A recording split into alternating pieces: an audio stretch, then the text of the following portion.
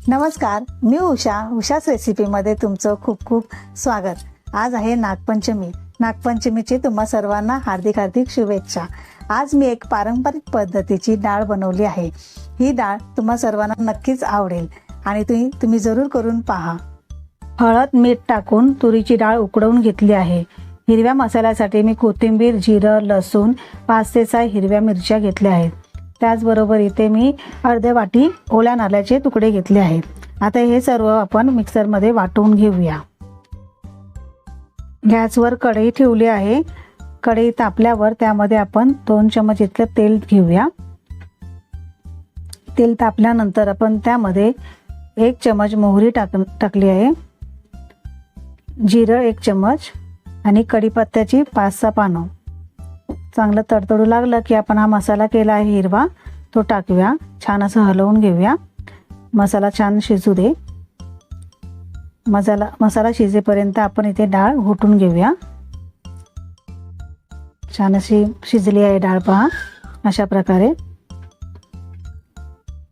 मसाल्याला तेल सुटलं आहे पहा।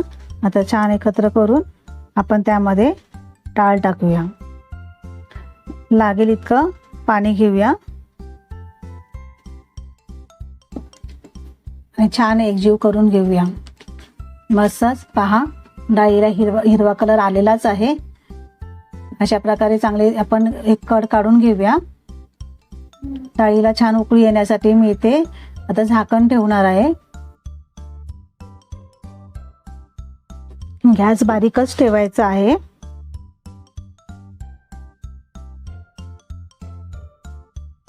पाच ते 7 मिनिटं झाली आहे। डाळीला छान अशी उकळी आलेली आहे। मस्तच पहा, छान असा सुगंध सुटला आहे, एकदम भारी। अशा प्रकारे तुम्ही डाळ ही करूनच पहा, सर्वांनाच आवडेल। लहान मुलं देखील आवडीने खातील।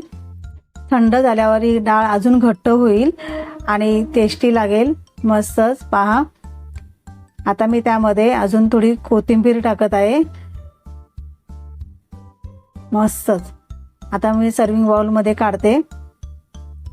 तयार आहे तुरीची हिरवी डाळ। तुम्ही नक्कीच घरी करून पहा। अशा प्रकारची डाळ तुम्हाला आवडली असेल तर एक लाईक तर बनतोच। अशाच नवनवीन रेसिपीसाठी माझ्या चॅनेलला सबस्क्राईब करा आणि कमेंट करायला विसरू नका।